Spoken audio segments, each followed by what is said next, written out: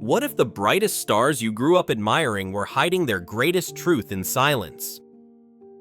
In the 1980s and 1990s, AIDS tore through Hollywood, taking 16 famous gay celebrities at the height of their fame, men the world adored yet rarely truly knew. Their deaths were whispered, softened, or erased by stigma and fear. Today, their faces feel distant, their stories unfamiliar, but their loss reshaped an entire generation of culture, fame, and silence. Pedro Zamora. Pedro Zamora was never meant to be just a reality TV personality. He became a symbol of courage at a moment when America was still afraid to look the truth in the eye.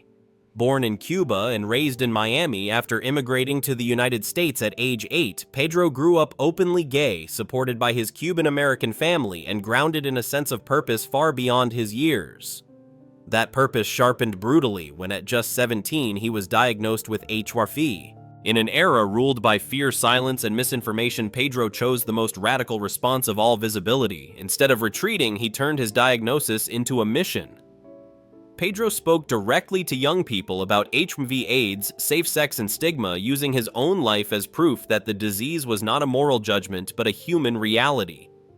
In 1994, he stepped into the national spotlight by joining the Real World San Francisco, becoming one of the first openly gay men living with HIV to appear on mainstream American television. Week after week, millions of viewers watched him challenge ignorance with calm honesty. His commitment ceremony with his partner Sean Sasser was a quiet revolution, tender, unapologetic, and broadcast into living rooms that had never seen such love before. But Pedro's body was paying the price even as his voice grew stronger. His health declined rapidly during filming, and only hours after the season's final episode aired, Pedro Zamora died on November 11, 1994. He was just 22 years old. Yet his impact did not end there. Recognized even by President Bill Clinton for giving AIDS a human face, Pedro left behind a legacy that outlived him through the Pedro Zamora Foundation and through every conversation he forced the nation to have. He did not survive the epidemic, but he changed how the world understood it, and that change became his enduring triumph. If Pedro Zamora's story moved you from the very first moment, comment with the number 1 and share what part of his journey impacted you the most. Liberace. Liberace was not merely a pianist, he was a spectacle engineered for America's obsession with glamour. Wrapped in rhinestones, fur-lined capes, and theatrical confidence, he turned classical music into an event, transforming concert halls into temples of excess. His candelabra-lit piano became iconic, his smile polished to perfection, his fame absolute. To the public, Liberace was untouchable. Crowned Mr. Showmanship, a man who embodied success so completely that doubt seemed impossible. Yet behind the brilliance, another narrative quietly existed. Despite his flamboyant image, Liberace adamantly denied being gay, fighting even the faintest suggestion with legal force. In 1956, he sued the Daily Mirror for implying he was homosexual, and won, testifying under oath that the claim was false. The verdict preserved his carefully constructed public persona, but whispers never stopped. For years, he lived with Scott Thorson, his chauffeur and alleged lover, until their relationship collapsed into a very public palimony lawsuit in 1982. What had long been hidden behind velvet curtains was suddenly exposed under harsh courtroom lights. By the 1980s, the illusion began to crack. As the AIDS epidemic swept through Hollywood, Liberace's health declined rapidly. He appeared frail, yet insisted it was nothing more than a watermelon diet, a final performance meant to reassure his audience. His last appearance at Radio City Music Hall in November 1986 felt like a quiet goodbye. When he died on February 4, 1987, heart failure was announced until an autopsy revealed pneumonia caused by AIDS. Even in death, the truth arrived late, and the question still lingers: was Liberace hiding who he was, or simply surviving in a world that refused to let him live honestly? Steve Rubell. April 26, 1977. The doors opened, the velvet rope tightened, and New York nightlife was never the same again. From that moment on, Steve Rubell wasn't just hosting parties, he was curating desire.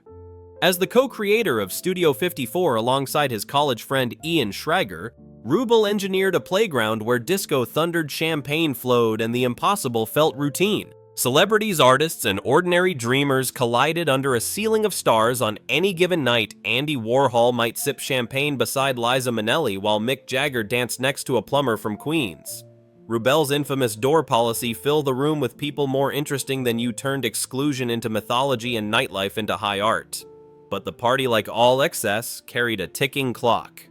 In 1978, the illusion shattered when the IRS raided Studio 54, uncovering tax evasion that led to Rubel's conviction and prison time.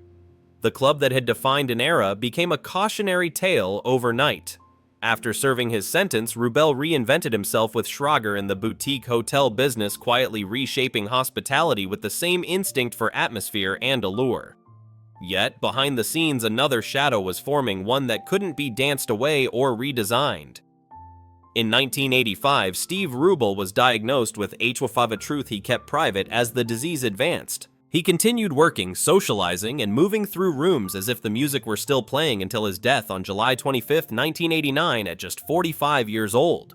Studio 54 eventually closed, but its legend never did. Rubel left behind more than a nightclub. He left a blueprint for modern celebrity culture, a reminder that the brightest lights often burn fastest, and an era forever frozen at the height of its own excess. If Steve Rubel's story and the shadow of HY5 in that era stayed with you, leave a like to honor a life and a generation lost far too soon. Anthony Perkins. Anthony Perkins carried a quiet intensity that Hollywood didn't quite know how to name. Born into the theater world as the son of a celebrated stage actor, he seemed destined for greatness from the start, handsome, sensitive, and unmistakably gifted. Early acclaim came quickly, including an Academy Award nomination and even a brief flirtation with pop stardom. But everything changed the moment he stepped into the role of Norman Bates in Psycho. The performance was chilling, iconic, and inescapable. Overnight, Perkins became a legend, but also a prisoner of the character that would haunt the rest of his career. Behind the screen, his life unfolded in far more complicated shadows. In an era when being openly gay could end a career instantly, Perkins lived cautiously, quietly. It was said that in the 1950s, he shared a discreet romance with Tab Hunter, though like many stars of the time, he was forced into carefully staged appearances to maintain a heterosexual image. The pressure ran so deep that in the 1970s, he reportedly underwent therapy in an attempt to change his attraction to men. In 1973, he married photographer Barry Berenson, and together they had 2 sons. Friends later suggested the marriage was loving yet incomplete, a truce between public expectation and private truth. The final chapter arrived with cruel subtlety. In the late 1980s, Perkins was diagnosed with HIV, a fact he allegedly learned not from his doctor but through a tabloid headline. Even then, he chose silence, continuing to work until his strength gave out. On September 12, 1992, Anthony Perkins died of AIDS-related pneumonia at the age of 60. He left behind unforgettable performances and a life marked by restraint, contradiction, and quiet endurance. His legacy is not just the terror he brought to the screen, but the reminder of how many artists survived by hiding pieces of themselves long after the cameras stopped rolling. Steven Stucker. Laughter followed Steven Stucker like a reflex, fast, loud, and impossible to stop. He didn't need a punchline. His presence alone felt like the joke arriving early. Long before Hollywood noticed him, Stucker carved his voice and timing in San Francisco's theater scene, where his manic energy and fearless delivery stood out like a live wire. When he burst onto the screen as Johnny the wisecracking air traffic controller in Airplane, he didn't just steal scenes, he hijacked them. His rapid-fire one-liners and unpredictable rhythm turned him into a cult icon, overnight proof that comedy, when done without restraint, could be unforgettable. But behind the barrage of jokes, another reality was taking shape. In 1984, at a time when fear and misinformation ruled public conversation, Stucker tested positive for HIV. For many, the diagnosis meant silence and disappearance. Stucker chose the opposite. He went public with his status, becoming one of the first actors to openly talk about living with HIV. It was a decision that carried risk, career, reputation, survival, but also rare clarity. By putting a recognizable laughing face on a disease the world barely understood, he forced audiences to confront the crisis not as rumor or punishment but as human fact. The battle, however, was devastatingly short. Steven Stucker died on April 13, 1986, at just 38 years old. The voice that once filled rooms with chaos fell silent far too soon. Yet his impact extended beyond comedy. He left behind a legacy of fearlessness, of refusing to disappear, of choosing honesty over comfort, and of proving that even in the darkest moments of an epidemic, visibility itself could be an act of defiance. If Steven Stucker's courage in facing HY5 and speaking out stayed with you, comment the number 5 to honor his voice, his honesty, and a life taken far too soon. Rudolf Nureyev. He arrived in the West like a thunderclap, unexpected, electric, impossible to ignore. Born in 1938 on a Trans-Siberian train and raised in poverty, Rudolf Nureyev's ascent from the margins of the Soviet Union to the summit of world ballet felt almost mythic. Trained at the Vaganova Academy in Leningrad, his raw power and ferocious individuality set him apart early, but it was his dramatic defection in Paris in 1961 at the height of the Cold War that turned a dancer into an international legend overnight.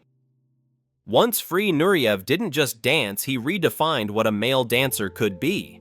His partnership with Dame Margot Fonteyn reshaped ballet history, turning classics like Romeo and Juliet and Swan Lake into emotionally charged duels of passion and precision. He demanded stronger, more athletic roles for men, shattering traditions with every leap. Though guarded early in his career, he later lived openly, refusing to separate art from identity. In 1983, he became director of the Paris Opera Ballet, continuing to provoke and innovate even as his health began to fail. As AIDS tightened its grip in the late 1980s, Nureyev's body weakened, but his will did not. He choreographed, conducted, and performed until the end, refusing stillness as a form of surrender. On January 6, 1993, at just 54 years old, he died from AIDS-related complications. What remained was not only a body of work, but a revolution, one that forever altered ballet's language, its masculinity, and its courage to burn brightly even at the cost of everything. Rock Hudson. For years, America believed it knew Rock Hudson. He was the definition of the Hollywood leading man, tall, handsome, effortlessly charming, a face carved for the big screen, and a presence that felt reassuringly permanent. In the 1950s, films like Magnificent Obsession and Giant turned him into a symbol of idealized masculinity, earning him an Academy Award nomination and placing him firmly at the center of the American dream. On screen, he loved fiercely and lived boldly. Off-screen, he survived carefully. Behind the scenes, Hudson lived a life divided. In an era when being openly gay could end a career overnight, he was forced into silence, hiding his true self behind studio-arranged appearances and a carefully constructed public image. His 1955 marriage to Phyllis Gates was later revealed to be a publicity move, while within Hollywood circles, whispers about his sexuality were an open secret.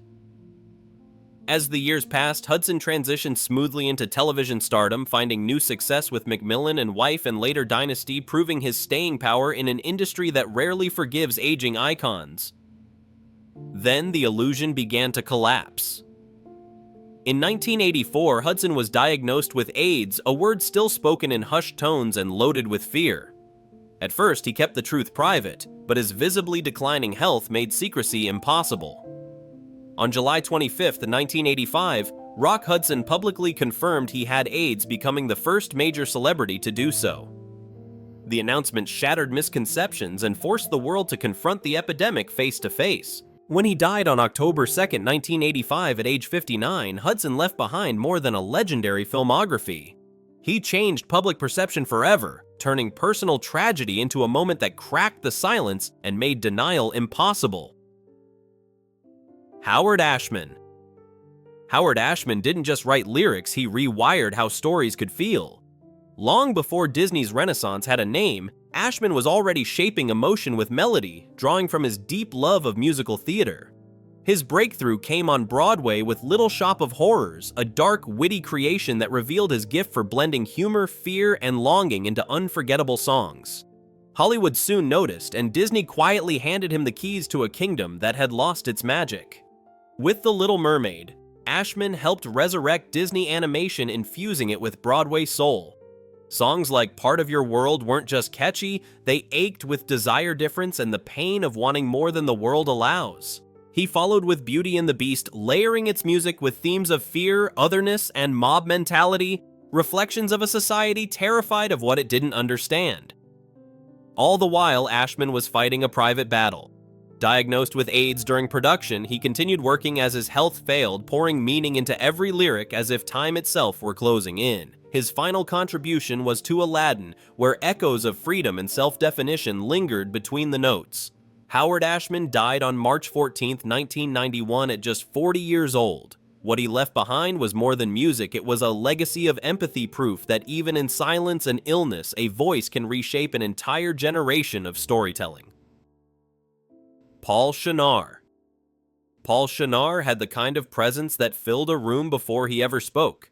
With piercing eyes, a commanding voice, and a quiet intensity, he became an actor. Directors trusted to deliver authority, danger, and depth in a single glance. Audiences remember him best as the ruthless Alejandro Sosa in Scarface, a role that sealed his place in cinematic history and proved his ability to dominate the screen without excess. Yet long before Hollywood, Shenar's true foundation was the stage, where he co-founded the American Conservatory Theater and earned deep respect for his discipline and craft. Despite his growing fame, Shenar guarded his personal life with near military precision. In an industry that punished deviation from the norm, privacy became survival. Rumors circulated quietly about a long-term relationship with British actor Jeremy Brett, but nothing was ever confirmed and nothing was ever discussed publicly. Like many of his generation, Shenar existed in a space between visibility and erasure, where talent could shine as long as certain truths remained unspoken. In 1989, that silence ended abruptly. Paul Shenar died from AIDS-related complications at the age of 53, another loss during a decade that hollowed out an entire generation of artists. There were no dramatic announcements, no final interviews, just absence. What remains are the characters he embodied, powerful, complex, unforgettable. His legacy stands as a reminder that some performers didn't just act strength on screen, they needed it to survive off it in a world that offered applause but demanded silence. Joel Crothers. For more than 2 decades, Joel Crothers lived inside America's living rooms. His face was familiar, his voice steady, his presence commanding. Daytime television depended on actors like him. A Broadway debut at just 14 hinted at a serious talent early on, but it was the world of soap operas where Crothers truly flourished. From The Edge of Night to Dark Shadows in Somerset, he moved effortlessly between romantic leads and calculating antagonists, bringing emotional weight to stories designed to unfold slowly day after day. Off-camera, Crothers lived a careful duality shaped by his era. Openly gay among friends and colleagues, he never spoke publicly about his sexuality, understanding how fragile a career could be in daytime television. In a twist that blurred fiction and reality, he became engaged to his Somerset co-star Valerie Gray, his on-screen love interest. Whether the relationship was genuine or a protective performance was never clarified, and Crothers never offered explanations. Silence, it seemed, was part of the contract. That silence ended in tragedy. In 1985, Joel Crothers died from AIDS-related lymphoma at just 44 years old, his passing one of many during a decade marked by loss and quiet funerals. There were no press conferences, no public reckoning, only the sudden disappearance of a familiar face. What endured were his performances and the sense that a steady, reliable talent had been taken too soon, leaving behind a career remembered not for scandal but for consistency, depth, and a life lived carefully between the lines. Denholm Elliott. He was the kind of actor everyone recognized, even if few remembered his name. Denholm Elliott slipped into films like a quiet accomplice, never demanding attention yet somehow stealing it anyway. With more than 100 film and television roles, he became a master of understatement, wry, elegant, and impeccably timed. Whether as the absent-minded Marcus Brody in Raiders of the Lost Ark and its sequel, or the sly butler in Trading Places, Elliott elevated every scene he touched, turning supporting roles into lasting impressions. His path to acting was anything but glamorous. Before Hollywood, Elliott served in the Royal Air Force during World War II and spent 3 harrowing years as a prisoner of war. After surviving that ordeal, he rebuilt his life through theater, eventually becoming one of Britain's most reliable and respected character actors. Off-screen, he lived quietly married, twice a father of two, while navigating a world that left little room for nuance, particularly regarding his bisexuality, which he kept largely private. In 1987, Elliot was diagnosed with HIV. At a time when many retreated, he continued to work, refusing to let illness define his final years. He delivered memorable performances right up until the end, including his last role in Noises Off. On October 6, 1992, he died at age 70 from AIDS-related tuberculosis. The British film community mourned deeply, later honoring him with the BAFTA Denholm Elliott Award. His legacy endures as proof that true greatness doesn't always shout. Sometimes it simply stays with you long after the scene fades to black. Robert Reed. To millions of Americans. Robert Reed was the ideal father, calm, principled, endlessly patient. As Mike Brady on the Brady Bunch, he presided over a picture-perfect household that seemed immune to conflict, a reassuring constant in a rapidly changing America. Behind the smile and neatly pressed suits was a classically trained actor with deep respect for craft, a man who took his work seriously and believed television could aspire to more than simplicity. On screen, he embodied stability. Off-screen, his life was anything but simple. Reed's private world was shaped by restraint and fear. Married in the 1950s and divorced years later, he confided to his wife about his sexuality at a time when such honesty could end a career. In Hollywood, silence became survival. While audiences saw an easygoing TV dad, colleagues knew a perfectionist who clashed with producers over scripts and standards, frustrated by the limits of the role that made him famous. Yet he remained deeply loyal to his castmates, mentoring the young actors who played his children and protecting them from the harsher edges of the industry. In 1991, Reed was diagnosed with colon cancer. Only after his death on May 12, 1992, at age 59, did medical records reveal he was also HIV positive. The disclosure reframed his final years, casting his life in the stark light of an era that demanded conformity at a brutal cost. Robert Reed left behind more than a beloved television legacy. He became a quiet emblem of how many lives were carefully edited to fit the frame, even as the real story waited unseen until the very end. Ed Koch. Ed Koch didn't whisper, he barked. Loud, combative, endlessly quotable, he ruled New York City the same way the city ruled its streets, with attitude, chaos, and stubborn pride. As mayor from 1978 to 1989, Ed Koch became inseparable from the city's identity, strutting through neighborhoods with his trademark question, "How am I doing?" to supporters. He was the man who helped pull New York back from the brink of bankruptcy and decay. To critics, he was abrasive, dismissive, and dangerously slow to hear uncomfortable truths. One of those truths arrived in the form of AIDS. As the epidemic tore through New York's gay community in the 1980s, activists accused Koch of responding too late and too cautiously. Playwright and activist Larry Kramer famously branded him an evil man, a charge that echoed through protests, editorials, and hospital wards overflowing with grief. The criticism cut deeper because rumors about Koch's own sexuality had followed him for decades, rumors he never confirmed nor denied, insisting his private life was nobody's business. In a city demanding answers, Koch chose silence. Only after his death in 2013 did journalist Charles Kaiser confirm publicly that Koch was gay, explaining that he came from a generation where such truths were locked away for survival. The revelation reframed his legacy, not erasing his achievements, but complicating them. Ed Koch left behind a city shaped by his force of will, and a story defined as much by what he said loudly as by what he never said at all. Freddie Mercury. He moved like a storm, given human shape, uncontainable, theatrical, and electrifying. As the frontman of Queen, Freddie Mercury commanded stadiums with a voice that seemed to defy biology and a presence that turned every performance into ritual. Born Farouk Bulsara in Zanzibar, he reinvented himself, completely crafting a persona larger than life yet impossibly precise. On stage, he was fearless, strutting, teasing, soaring, while the world watched, convinced that such power could never fade. Offstage, Mercury guarded his private life with careful distance. Those closest to him knew of his deep bond with Mary Austin, whom he once called his soulmate, and later of his relationship with Jim Hutton, who stood beside him in his final years.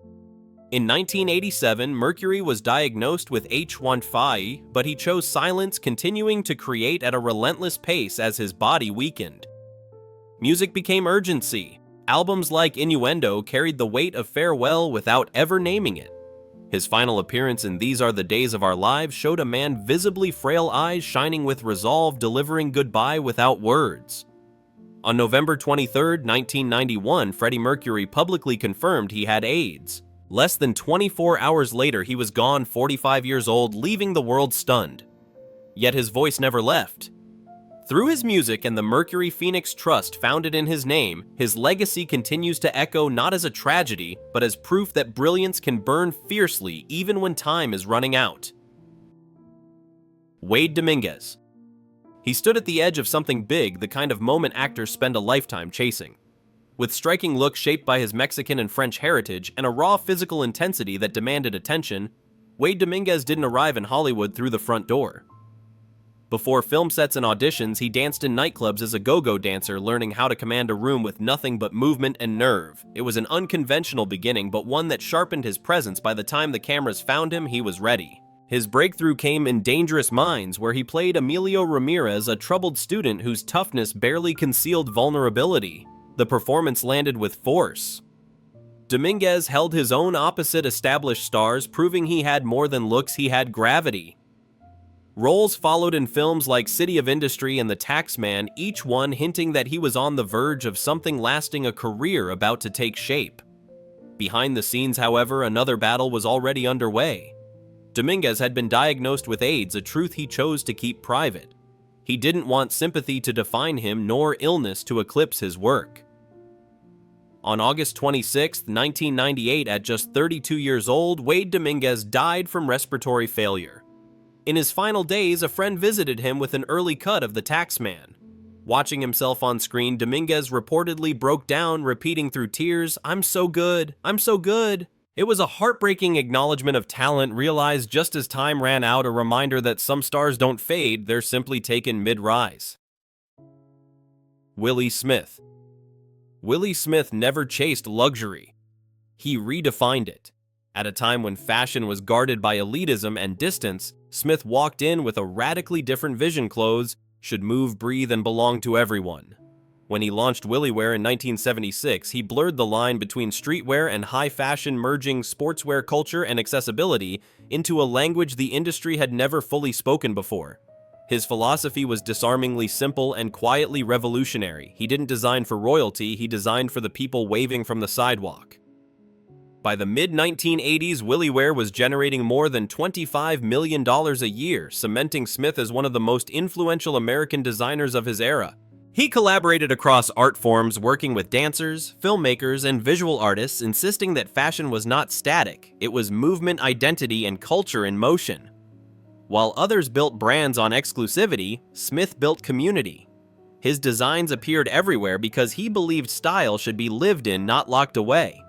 Then the rise was cut short. In 1986, Smith lost his business partner to an AIDS-related cancer. Soon after, his own health began to decline. On April 17, 1987, Willie Smith died from complications associated with AIDS at just 39 years old. The specifics were kept private, a reflection of an era steeped in fear and silence. Yet his legacy refused to be buried. Modern streetwear, inclusive fashion, and culture-driven design still echo his vision. Willie Smith didn't just change fashion's look, he permanently changed its values, and those values endured long after the industry lost him. The industry lost him. The industry lost him. The industry lost him. Wade Dominguez. He stood at the edge of something big, the kind of moment actors spend a lifetime chasing. With striking looks shaped by his Mexican and French heritage and a raw physical intensity that demanded attention, Wade Dominguez didn't arrive in Hollywood through the front door. Before film sets and auditions, he danced in nightclubs as a go-go dancer, learning how to command a room with nothing but movement and nerve. It was an unconventional beginning, but one that sharpened his presence. By the time the cameras found him, he was ready. His breakthrough came in Dangerous Minds, where he played Emilio Ramirez, a troubled student whose toughness barely concealed vulnerability. The performance landed with force. Dominguez held his own opposite established stars, proving he had more than looks, he had gravity. Roles followed in films like City of Industry and The Taxman, each one hinting that he was on the verge of something lasting, a career about to take shape. Behind the scenes, however, another battle was already underway.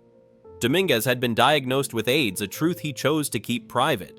He didn't want sympathy to define him, nor illness to eclipse his work. On August 26, 1998, at just 32 years old, Wade Dominguez died from respiratory failure. In his final days, a friend visited him with an early cut of The Taxman. Watching himself on screen, Dominguez reportedly broke down, repeating through tears, "I'm so good, I'm so good." It was a heartbreaking acknowledgement of talent, realized just as time ran out, a reminder that some stars don't fade, they're simply taken mid-rise.